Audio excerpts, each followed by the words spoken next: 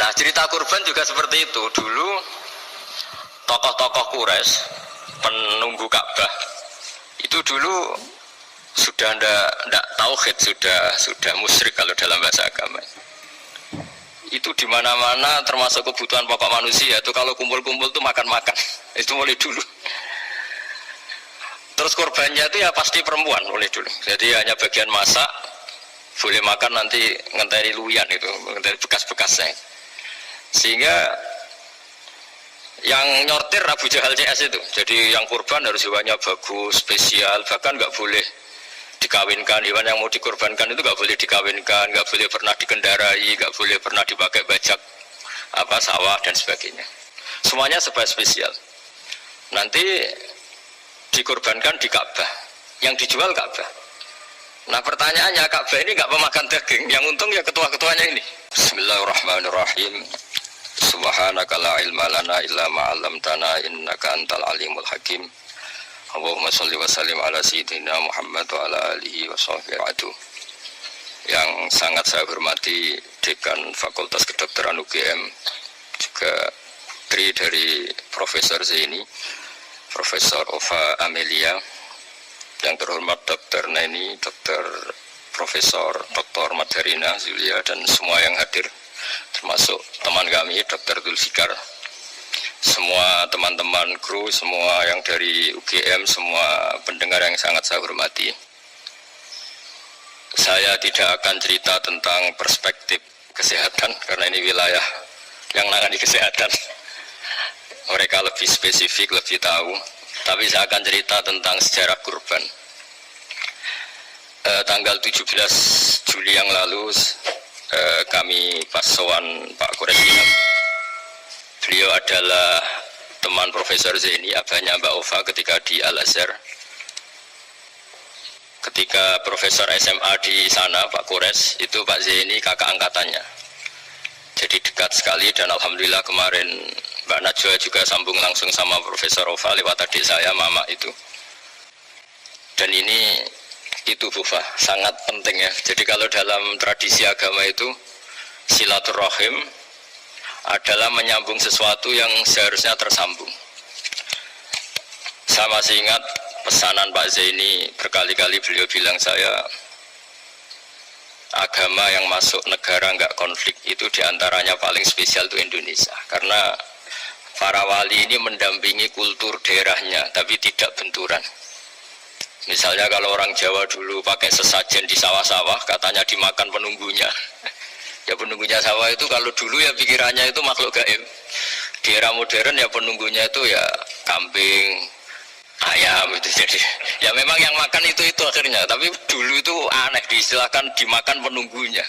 Kalimat penunggu itu apa ya gak jelas, apa dengan tanda petik, apa penunggu betul gak jelas. Wali-wali datang tidak mengkafirkan itu, tapi terus dirubah jadi sedekah ke tetangga-tangga. Jadi kultur itu nggak dilawan, tapi cukup diubah. Jadi makani demit menjadi sedekah ke tetangga.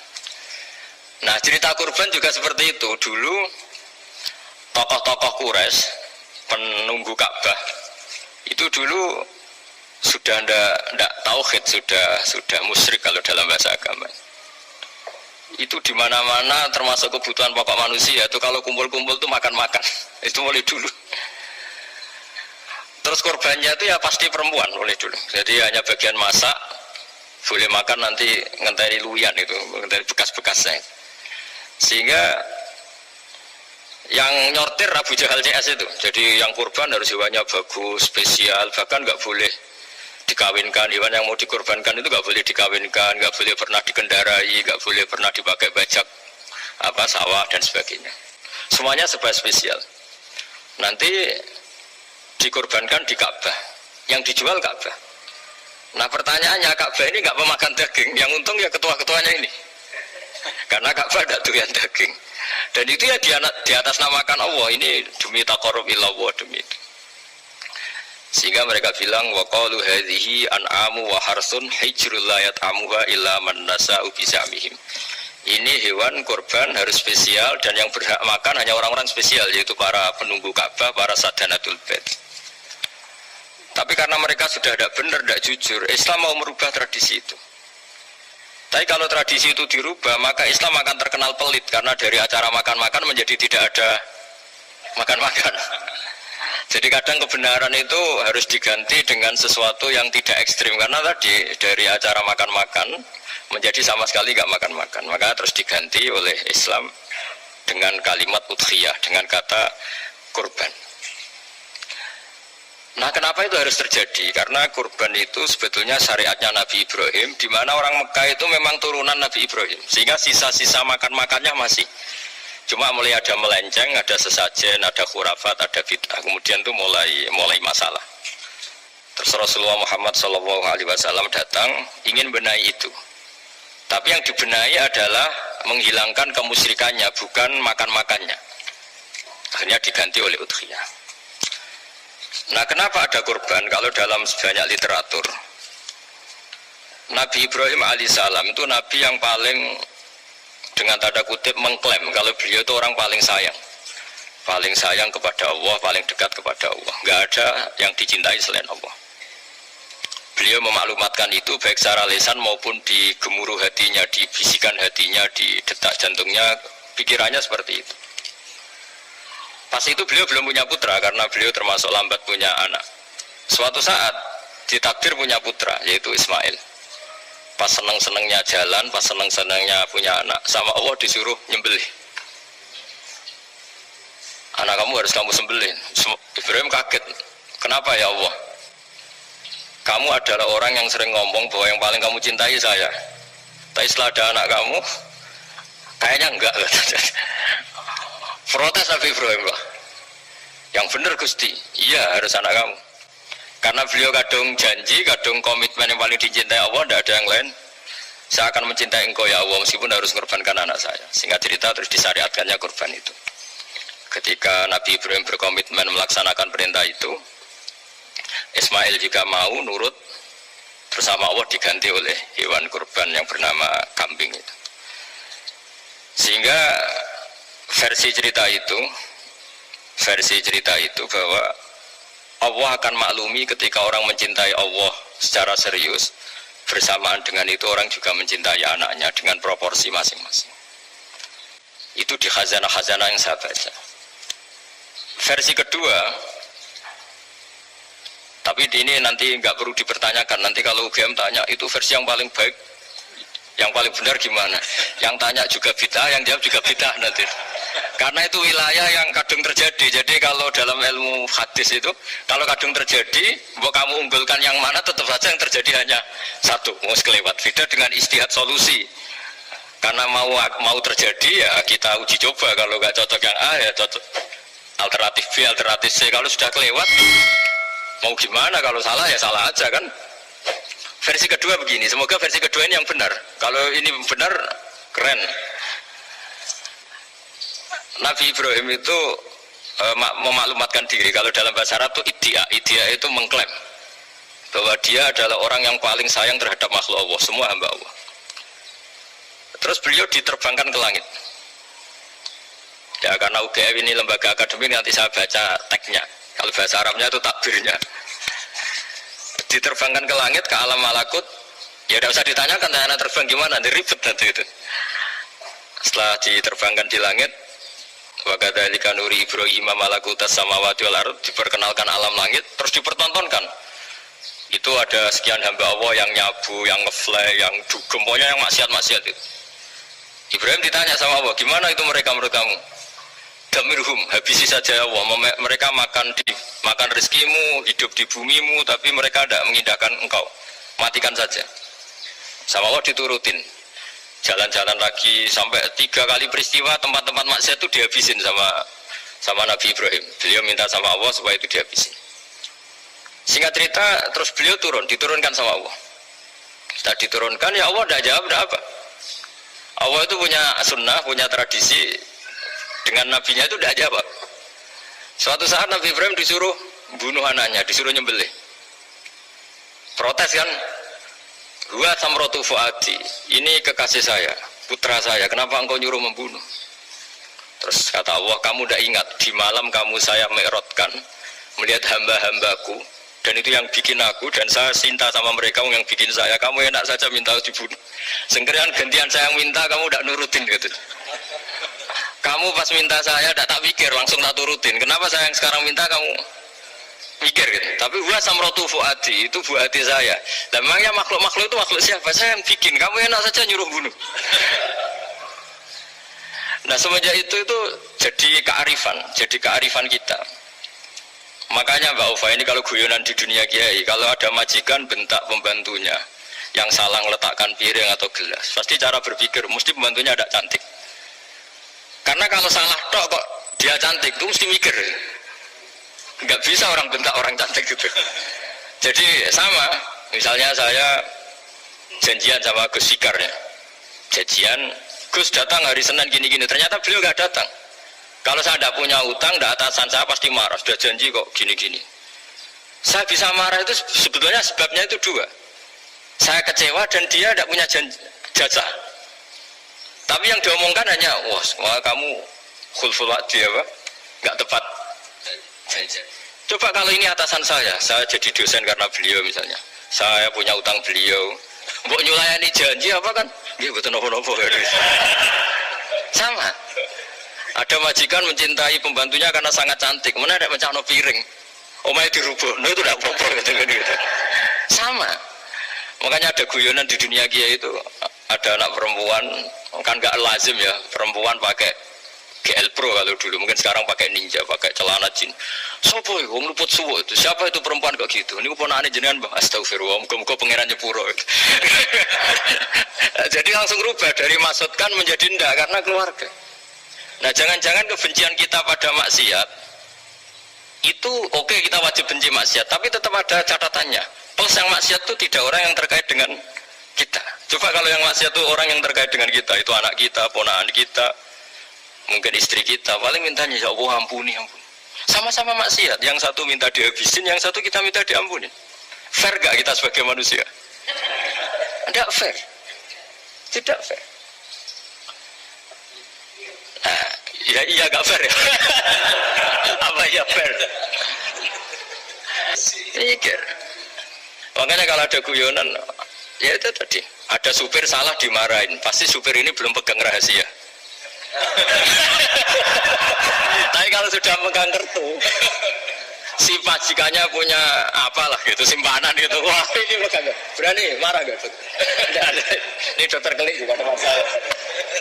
Itu pengalaman sekali.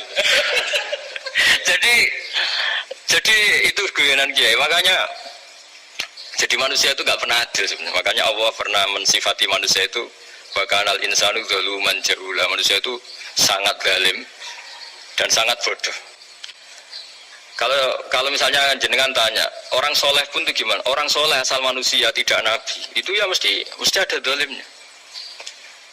Makanya kalau dalam kitab hikam diterangkan, kitab hikam itu kitab yang olah manusia. Itu menyebut begini, manusia itu siapa? Dijawab, manusia itu mangkanat mahasinuhu masawiyah. Orang yang ketika baik saja salah, apalagi ketika salah. Kita misalnya punya toko laris itu, doanya mustajab laris, pembelinya banyak, kualitasnya bagus. Pasti ada toko sekeliling yang megap-megap karena orang sekarang ke kamu kan gitu. Sama di kampus ya gitu, kalau ada kampus besar yang lain pasti kemahjub, terhalangi karirnya di semua, sehingga orang supaya terus merasa salah. Robbana dzulamna anfusana, meskipun kita sedang benar pun. Saya termasuk kiai yang kalau ngelepas haji, mungkin yang haji itu mangkel karena saya tidak pernah muji-muji haji meskipun saya melepas orang haji. Umumnya kiai kalau ada orang haji kan dilepas haji mabrur, tidak ada lain balasan kecuali surga. Saya tuh karena pernah kecil, pernah dengerin masyarakat itu ngenes ketika si kiai pidato tadi, ternyata ngenesnya seakan-akan surga itu hanya milik yang haji. Anak kaya kula sepundi Gus wong kula ora kelar kaji. Semenjak itu setelah saya jadi kiai ya dendam juga. Akhirnya setelah saya jadi kiai kalau ngaji orang yang haji mabrur balasannya surga, orang yang fikir sabar juga surga, orang yang sering dimarahin istri juga surga. Kata pokoknya surga terus. Sampai yang mau haji itu, Gus gimana kok bakas kita kok sama dengan mereka? Ya karena saya ada ulama pesanan kata saya. Jadi artinya gini, Ketika Anda muji ibadah haji, jangan kira yang ngenes tidak banyak, yang ngeluh juga banyak, karena mereka ada takdir gak mampu haji. Itu hebatnya Islam. Islam juga datang dengan solusi-solusi. Misalnya Jumatan itu hajinya orang miskin, orang yang ingat Allah mulai subuh sampai matahari terbit juga sama dengan umroh. Jadi karena tidak semua orang itu mampu haji. Jadi itu Islam. Jadi nanti tak bacakan, jadi versi kedua itu Nabi Ibrahim diperingatkan Allah bahwa tidak seperti itu cara mengelola hambaku. Nah, Islam ini kata Allah anit tabi' millata Ibrahim hanifa. Referensinya Islam, mentornya Islam itu Nabi Ibrahim. Sehingga kita alhamdulillah punya sejarah wali songo. Saya punya orang tua Kiai Nur Salim itu sayang sekali sama umat, Mbah Mun juga gitu. Saya sama Profesor Zaini itu sudah mulai tahun 2000 terus setiap hari ketemu juga nggak pernah kecewa. Beliau itu pernah disalahpahami, mungkin Bu Ova belum dengar ini. Pernah disalahpahami karena beliau itu tangan kanannya karena nggak kuat. Jadi kalau ngambil apa itu pakai tangan kiri. Itu pernah disalahpahami ya, mungkin orang hasud karena tidak mengkonfirmasi langsung mengklaim beliau itu kiai profesor kok, kalau apa-apa pakai tangan kiri. Kira-kira pertanyaan sunnah rasulnya mana ke situ? Beliau itu ya hanya corong Jawa itu berambang, agak nangis tapi tidak sampai keluar air mata tapi berambang. Terus beliau bilang gini ke saya, seharusnya gimana Mas Pak? Ya kalau Pak Zaini ingin jadi wali ya tidak usah menjelaskan. Kalau Pak Zaini ingin menjelaskan berarti ingin diakui makhluk. Tapi kalau nggak dijelaskan mereka salah paham terus. Tapi cepat jadi wali karena sudah mulai mengabaikan apa kata mereka. Tapi kalau menjelaskan ya enggak, ya lama jadi walinya. Tapi bagusnya orang nggak salah paham. Pak Zaini tertawa-tawa. Jadi wali apa enggak? Jadi saya tuh lama sekali sekamar dengan beliau ada di Badan Wakaf ya Mas Wajar ya. Badan Wakaf yang atas itu kan dulu tempatnya Pak Rektor kan kosong. Nah, itu kita tempati sama Pak Zaini bertahun-tahun tiap hari diskusi. Dan nggak pernah ceritanya beliau itu penting karena seneng guyon. Memang khasnya ulama itu seneng guyon. Kemarin saya ketemu Pak Kures, beliau cerita, saya ini punya idola Gus Pak. Kalau panggil saya Gus kadang ya Pak. Dulu beliau doktor filsafat, lama-lama jadi Syekhul Azhar. Itu kalau ke kuliah pakai bis, kata Pak Kures pakai bis. Suatu saat di Al Azhar itu kan beda dengan di yang lainnya, agak-agak modern. Si gurunya ini, beliau itu karena banyak yang berdiri, beliau duduk ada perempuan berdiri, terus yang lelakinya berdiri, terus jatah duduknya dikasihkan perempuan. Perempuannya itu pakai pakaian yang agak minim, agak seksi lah, agak minim. Terus si Syekhul Azhar tadi saat itu belum Syekhul Azhar, punya 2 permen. Ini ceritanya Pak Kures punya 2 permen, terus yang satu sudah dibuka, yang satu masih bungkusan, masih ditawarkan. Silakan Mbak, kamu milih yang mana? Milih yang masih itu. Padahal bukanya itu supaya lebih gampang. Ternyata milih yang masih bungkusan. Kenapa Mbak? Ya ini lebih steril karena pakai bungkus. Oh iya. Itu pelajaran itu. Terus Pak Kures nantang saya, Gus Pak punya enggak cerita tandingan? Wah kalau saya kebalikannya Pak. Di kereta itu ada Cina, enggak khitan ya. Ketemu sama kiai kampung. Terus, kenapa khitan? Enggak khitan juga sama gini-gini gitu. Terus dikasih pisang, terus dimakan, dikupas dulu. Kok udah langsung aja? Terus kata Pak Kures, nah ternyata sama Pak Zaini sama Pak Kures itu dibalik ke profesorannya. Ceritanya itu ya guyon terus. Karena memang agama ini itu kalau masalah kebenaran itu serius, tapi dibalik kebenaran ini yang perlu dicatat oleh semua yang mencintai agama ini, bahwa Allah itu tidak butuh taat kita, dan Allah tidak akan gagal sebagai Tuhan karena maksiat kita. La tanfa'uhu ta'atuhum wa la tadurruhu maksiatuhum. Allah tidak akan ngefek ketika semua orang taat ya gak ngefek, semua orang maksiat juga gak ngefek. Karena Allah ini zat yang punya eksistensi sejati, sehingga hubungan kita dengan Allah itu nggak ngefek ke Allah, ke kita sendiri. Jika mereka lebih rileks karena nggak merasa harus mati-matian bela Allah tetap Al-Qayyum, zat yang bisa berdiri sendiri. Sehingga Di kitab-kitab itu ada bab namanya Mizahun Nabi, guyonan-guyonan Nabi. Itu ada babnya sampai di kitab Ihya, di kitab banyak lagi. Masyhur itu suatu saat ada orang sepuh sowan ke Nabi karena sudah sepuh. Beliau pamit lah kira-kira jam segini pamit ya Rasulullah saya mau pulang karena nanti kemalaman. Karena beliau jalan kaki yang orang sepuh. Kata Nabi, "Dah tenang saja di sini, nanti pulang kamu udah jalan kaki. La ahmilan naki alab ninakoh. Nanti kamu tak naikkan anaknya unta." Pikirannya orang sebut tadi namanya anak unta itu ya kecil. Wa ma fa'altu bibni naqo. Apa yang bisa saya lakukan dengan anak unta? Sudah, tenang saja. Setelah beliau ngaji lama, ya dikasih unta tua itu. Silakan kamu bawa unta saya ini. Loh, ini kan unta tua, ada anak unta. Ya meskipun tua ya anaknya unta. Ya tapi cerita saja. Meskipun tua juga anaknya unta.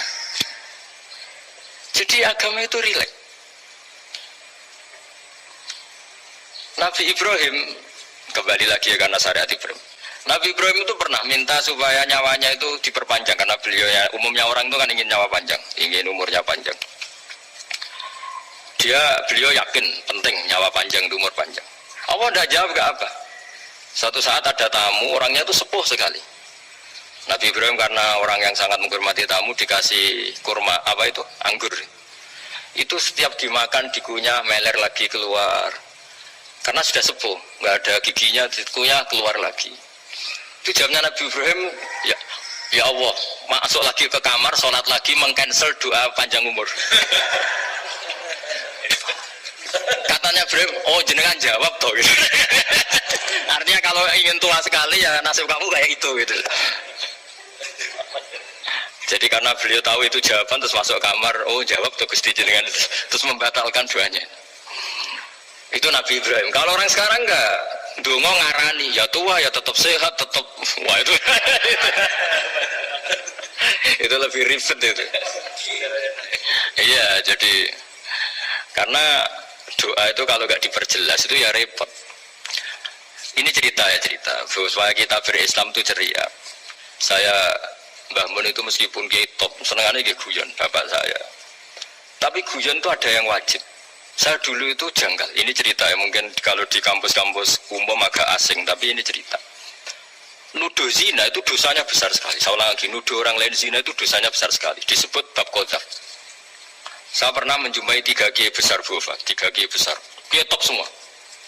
Di majelis itu ada gosip bahwa si A itu punya selingkuhan sama Sri itu misalnya, atau dengan siapalah, dengan perempuan. Itu kalau di Arab itu senangannya pakai Salma, Laila Majnun Salma. Kalau di Jawa itu kasihan kurbannya itu. Ya, tapi itu contoh saja. Itu si Kiai 3 tadi gak ngefek, malah tanya gini, loh apa perempuannya cantik? Wah, cantik sekali Mbak. Cantiknya sampai kayak apa? Malah bicara cantiknya perempuan. Saya itu ya pertama iskal. Ini Kiai kok bakas orang apa? Cantik. Orang ayu ya. Setelah majelis itu bubar, yang penggosip tadi ya yang gosip ini gak kiai, yang pembisiknya ada kiai, yang gosip ini gak kiai. Cuma kiai 3 ini posisi mendengar. Tapi malah tanya cantiknya tadi. Sehingga cerita setelah orang itu pulang bilang gini, Gus. Itu kalau saya bilang iya dengan gosip itu, saya ikut qadzaf, saya ikut menuduh orang lain zina. Itu dosa besar. Selain itu saya kiai, kalau saya bilang iya dianggap membenarkan. Maka untuk mengalihkan nggak bicara nuduh, jadi guyon tadi. Jadi guyonnya itu, karena kalau kita tadi bilang iya, artinya mengiyakan. Dan itu artinya qadzaf, punya dosa besar karena nuduh orang lain zina. Diperparah dia kayak besar, kan orang menjadi percaya karena yang ngomong bukan penggosip lagi.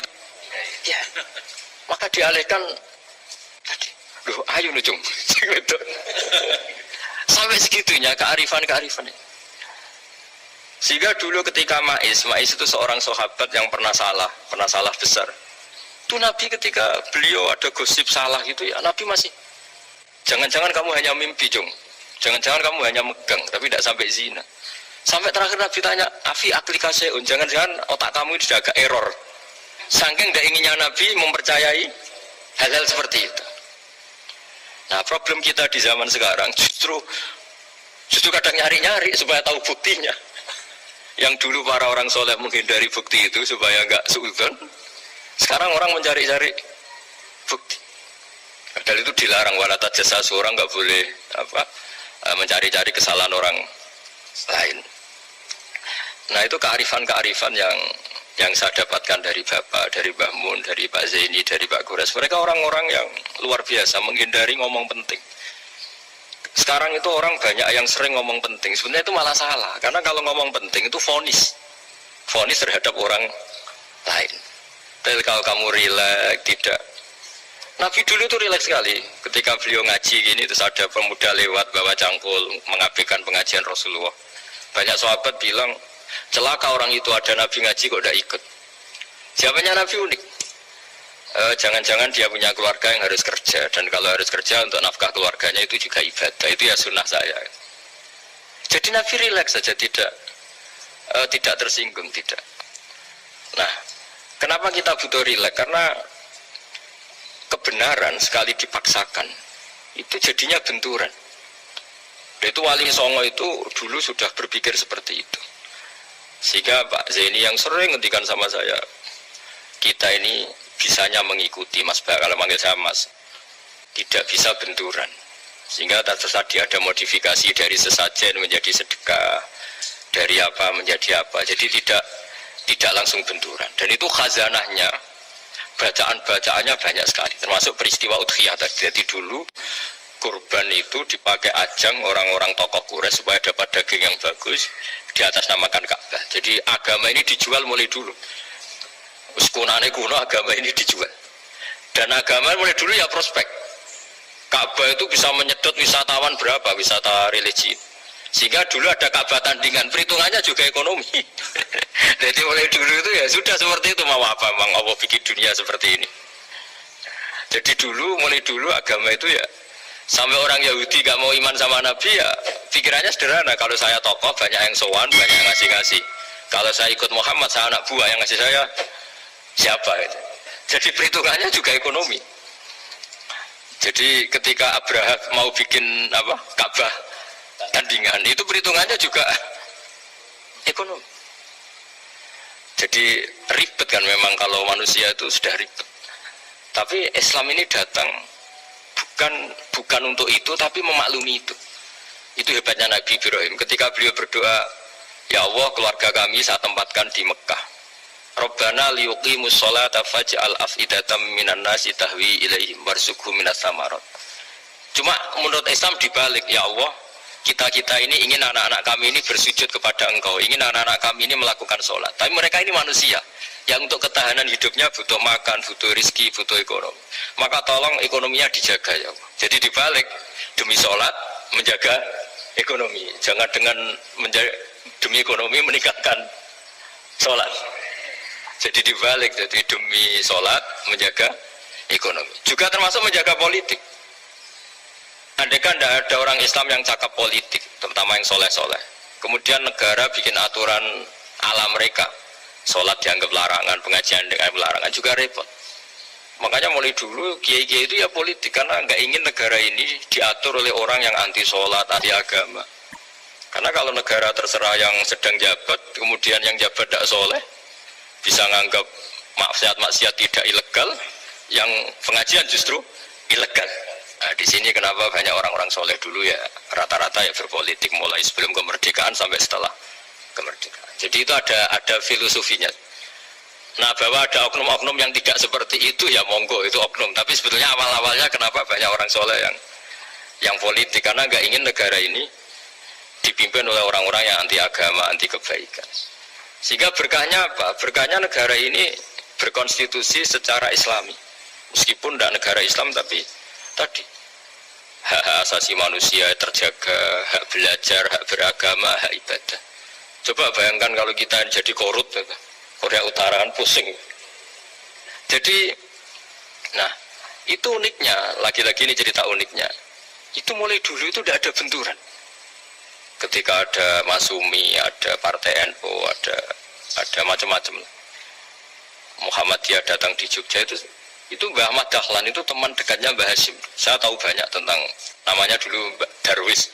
Itu dulu ngajinya sama pernah buyut-buyut Qiyami di sini dulu dulu ngaji Mbah Soleh Darat, Mbah Ahmad Dahlan sama siapa itu Mbah Hasyim. Ketika di Mekah yang Mbah Ahmad Dahlan ngaji Syekh Khotib Minangkabau itu ya sama Mbah Hasyim. Nah kebetulan Mbah Ahmad Dahlan hidup di Jogja yang zaman itu sudah khurafatnya kayak apa, karena ada sistem agama yang sangat menurut beliau sangat jauh dari Islam yang murni, terus beliau revolusinya seperti itu. Yang Mbah Hasyim nempat di Jombang. Nah itu kan murni ilmu sosial, murni muqtadul hal. Terus beliau punya metode yang berbeda tapi nggak masalah, mulai dulu nggak masalah. Kemudian yang jadi kalau yang kadang-kadang memasalahkan tuh ya memang yang nggak tahu masalah. Sebenarnya dulu itu ya biasa aja karena ya itu urusan metode, urusan. Saya teruskan masalah udhiyah.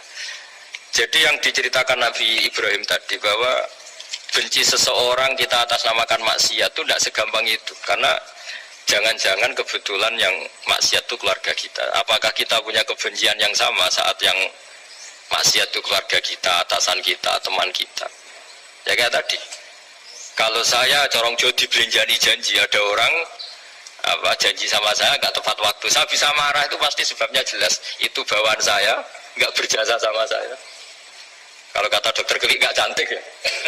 Tapi kalau itu orang yang misalnya rektornya bilang, maaf ya saya tidak bisa datang hari ini, tidak apa-apa.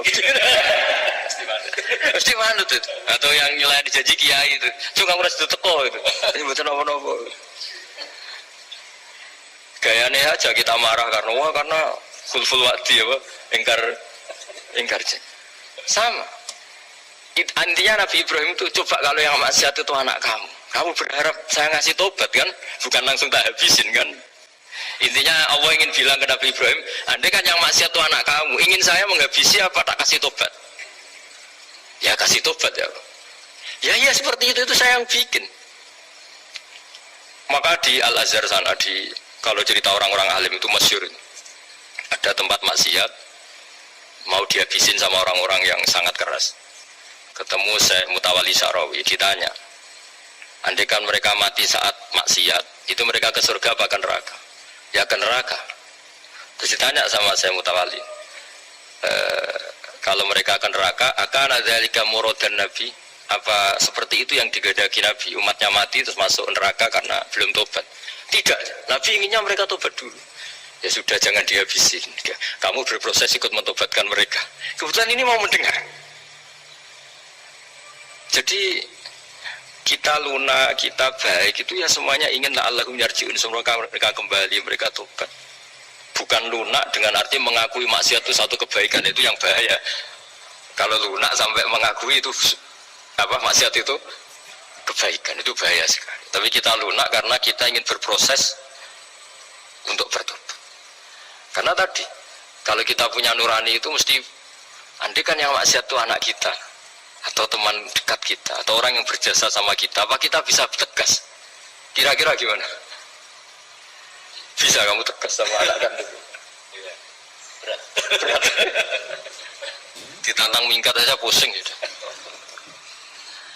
Ya makanya terus ini saya baca teks aslinya ya, supaya mungkin sebagian yang punya kitabnya atau memang punya tradisi akademik supaya mendengar ini.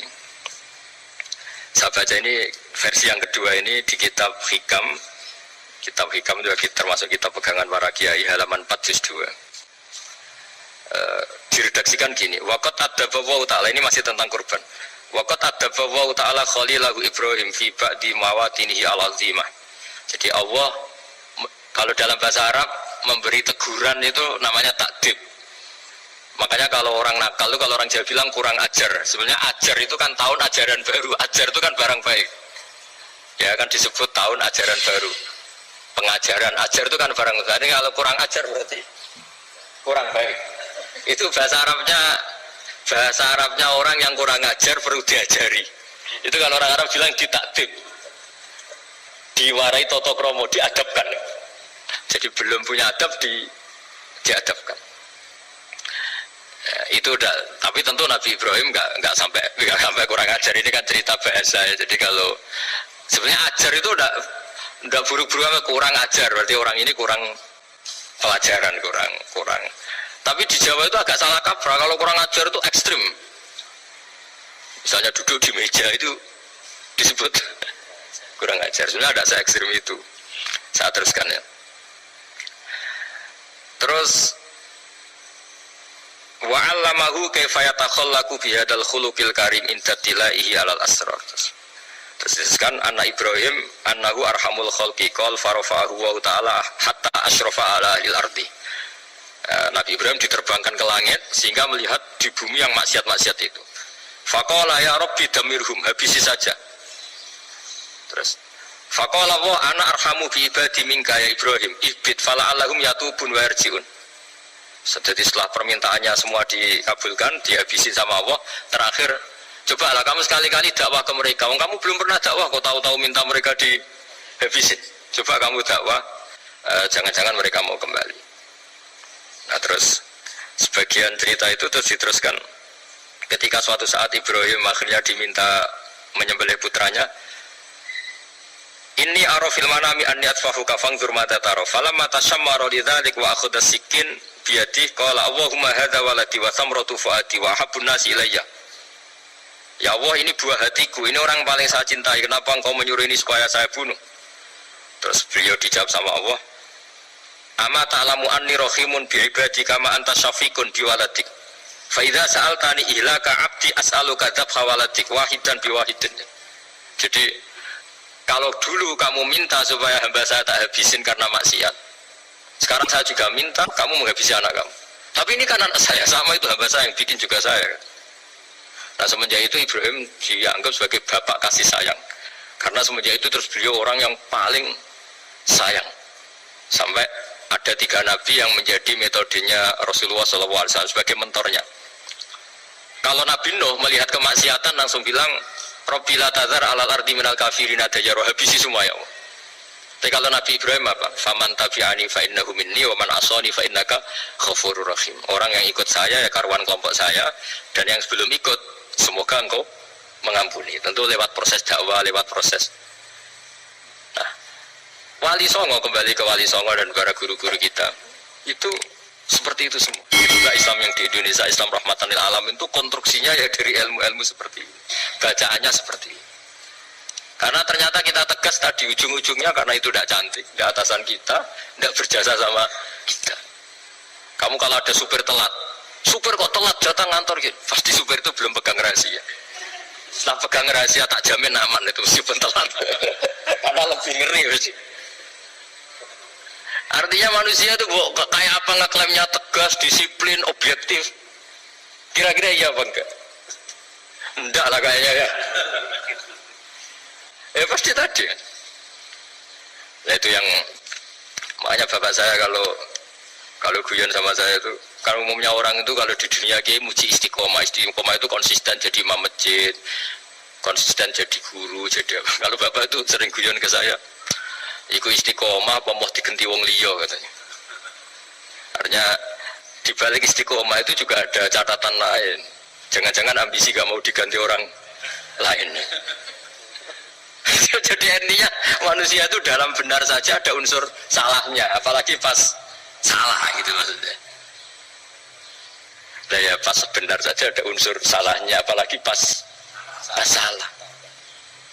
Itulah dengan sudut pandang seperti ini adalah orang terus gak gampang menghakimi orang lain. Karena manusia yang baik adalah cukup dia merasa aibnya banyak, salahnya banyak, kemudian itu menyibukkan dia dari mencari-cari aibnya orang lain. Makanya kalau dalam cerita Ibrahim alaihissalam, karena kurban itu identik dengan syariatnya Nabi Ibrahim. Ini saya punya catatan yang kemarin tak baca juga di Jakarta. Itu suatu saat Nabi Ibrahim itu didatangin orang Majusi dulu. Orang Majusi itu ya tidak beragama. Singkat cerita Nabi Ibrahim itu terkenal kaya dan suka menghormati tamu. Dulu tamu itu sangat penting dihormati karena dulu gak ada warung, terus padang pasir. Kalau sekarang itu ya wajib dihormati tapi tidak wajib-wajib banget. Karena biasanya sudah marung di mana-mana. Sudah marung di apa? Bekal. Kalau dulu di padang pasir, kalau tamu nggak dihormati bisa mati betul. Kadang sudah hari perjalanan itu nggak makan nggak apa karena di padang pasir warung nggak ada, nggak bisa ngopi-ngopi ya dulu. Sehingga kalau menghormati tamu dulu itu pahalanya luar biasa ngasih makan itu. Kalau sekarang ya pahalanya biasa aja karena ya tamunya makannya ya biasa aja karena udah yang duluan itu. Singkat cerita, orang ini datang ke Ibrahim minta dikasih makan. Tapi Ibrahim mengatakan, kamu syaratnya harus Islam dulu, kalau enggak kasih makan. Karena Ibrahim itu seorang nabi dan beliau komitmennya seperti itu. Si tamu tadi putus asa. Akhirnya wala itu ya sudah meninggalkan Ibrahim. Setelah beberapa jangka, Allah bilang ke Nabi Ibrahim, orang itu umurnya berapa tadi bilang ke kamu? 50 tahun. Pernah gak orang itu kelaparan? Kata Allah, enggak, baru ini kelaparan. Terus kata Allah, mundu khamsina sanatan nut'imuhu ala kufri. Falau nawal tahu lukmatan min ghairi antu talibahu bitahiri dinik lakana ahsanarnya. Orang itu umurnya 50 tahun. Itu ya tak kasih makan, padahal dia majusi. Kamu baru diminta sehari saja minta syaratnya Islam. Terus itu ada di kitab Ar-Risalah Al-Qusairiyah di halaman 262. Jadi